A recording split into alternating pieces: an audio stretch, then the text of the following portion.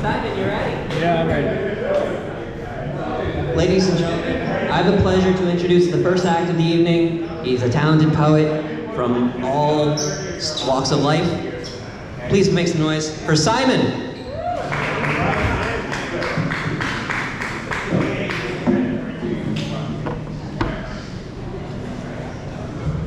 All right. Hi, everyone. Looks like I'm the only one here, so I'm going to read some poetry for you guys. The books on the table, I have a chapbook that is, if you're interested, it's $5. I'm also giving away the colorful things for free. They're just pamphlets of poetry. They're my words. So, I put together 5 poems for tonight. I didn't know I was going to have this much time, but I apparently got 2 hours to read these, so I'll read really slowly. The first 3 I wrote last week. So these, I write poetry every day, so these first 3 are poems that I wrote this past week. So these are from May of 2025. This first one is called Ready or Not. Ready or not. Sometimes, every now and then, you have to go before you're ready. The trees look like they could look nice. I never knew before. They never knew. They weren't green yesterday. The brown was there still. Underneath, the gray is gone. Despite the leaves, they haven't left. They still lie, broken under my feet on dirt, already becoming themselves. This time, I am not, even if I do. This time, I found myself, before I found you. Couldn't stop even that. We all fall down. I know it would look different, this time at least. That at least is ready.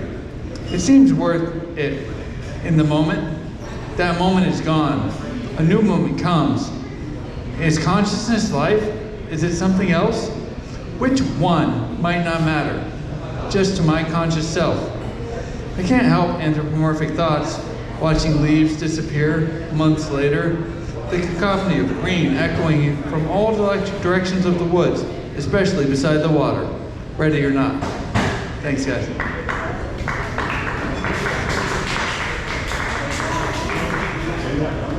All right.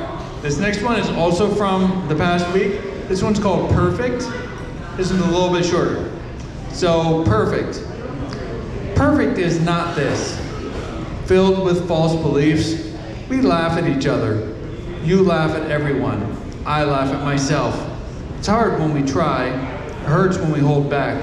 The laughter builds up inside like broken anger.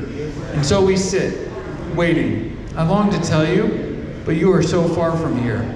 Even when you were here, I remember when words used to be enough, held together, falling apart.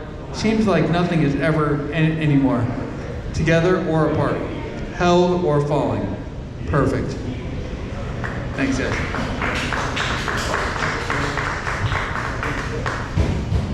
All right, this next one's a little bit older. This one's from 2010. So I wrote this in 2010, but it's about a long time before that.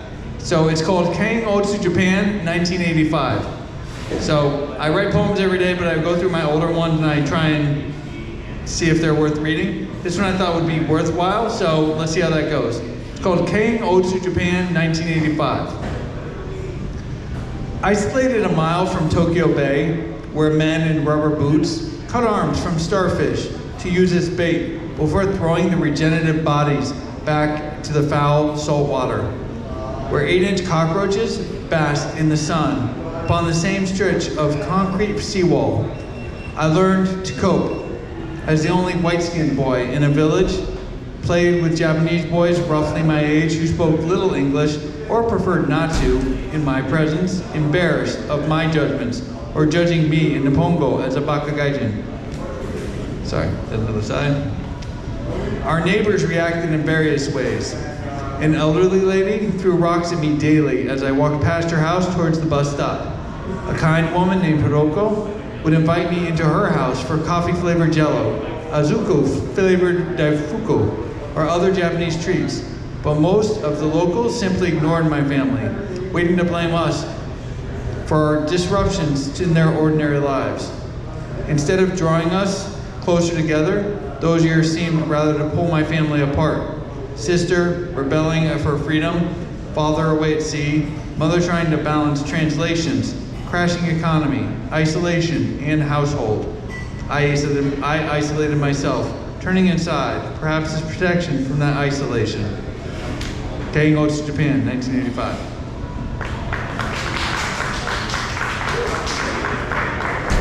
That was a long time ago. All right, this next one is also a little bit older.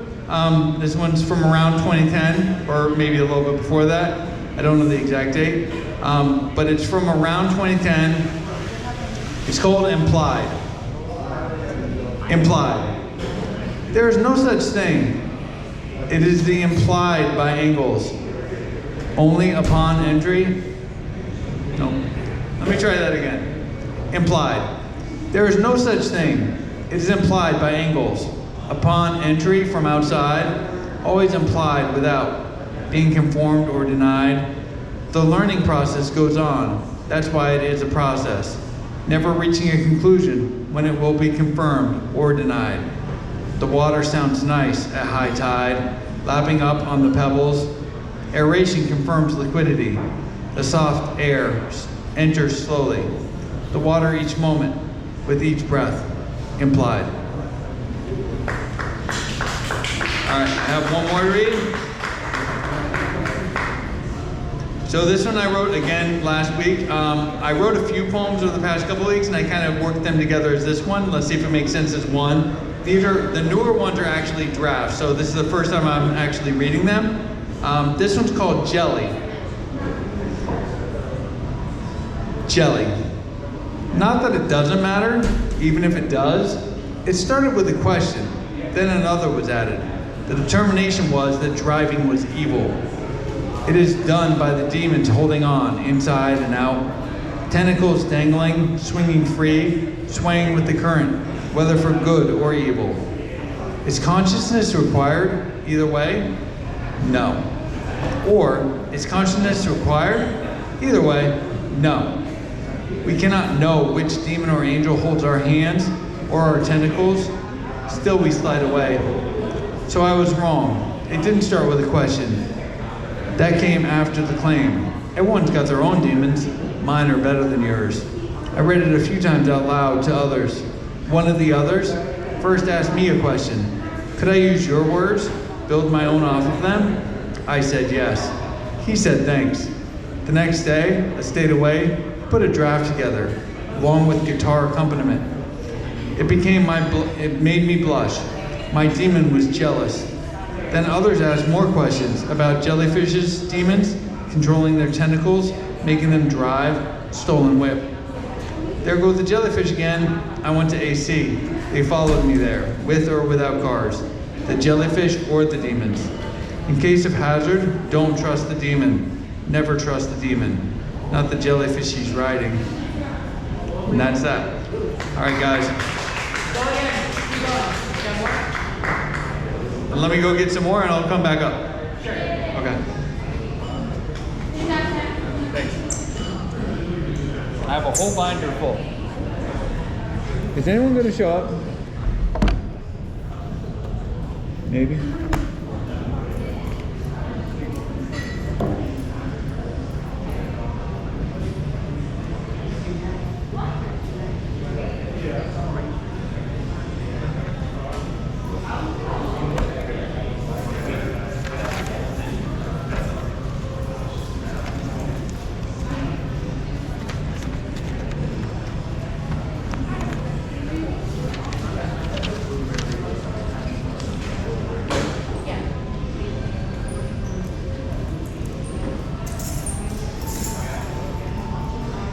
All right, I rustled up some more. Hopefully you guys aren't bored of me yet. So I have a binder full of stuff that I've written, so let's see how these go. I did not prepare these at all. So this first one, I actually wrote right over there on Willow Street, like many years ago. It was like 2004 or so. I wrote this poem at 152 Willow Street, where my friend used to live. This one is called Fall from Grace. Fall from grace. It rained twice today, once before dawn, once at sunset. The wind hasn't stopped since. The snow melted away, exposing imperfections, wet on the lawn. The winter has nothing left to hide. The clogged gutter overflows with rhythm on cracked concrete and echoes through screened windows. Crisping milk toast in the broiler boils and bakes and leaves a burnt-on mess. Branches and bird eggs fell from the trees, exposing yolk fetus, life crushed on an imperfect ground. Fall from grace. Thanks. These are impromptu poems, guys. All right. I think this one was like 2008 or so. This one's called Harvest. And this again is a little bit shorter, so Harvest. The days started shrinking 3 months ago. The cold wilderness of winter moving, yet unseen closer. Leaves, recognizing fate, cling to their final hours, twitching in the wind, collecting passing raindrops. Squirrels edge towards frenzy, defining their hordes in preparation for winter's meals. And I put on a sweater. Does any of this seem worthwhile to you? I ask not out of curiosity, because I know you agree that this is meaningless to us. We are not alive in the sense that we hoard and collect, not out of need. We know each other too well, you say. I smile back before you finish. You take one last drag off your cigarette and send it sailing out into the wet grass and turn away and into the house. Harvest.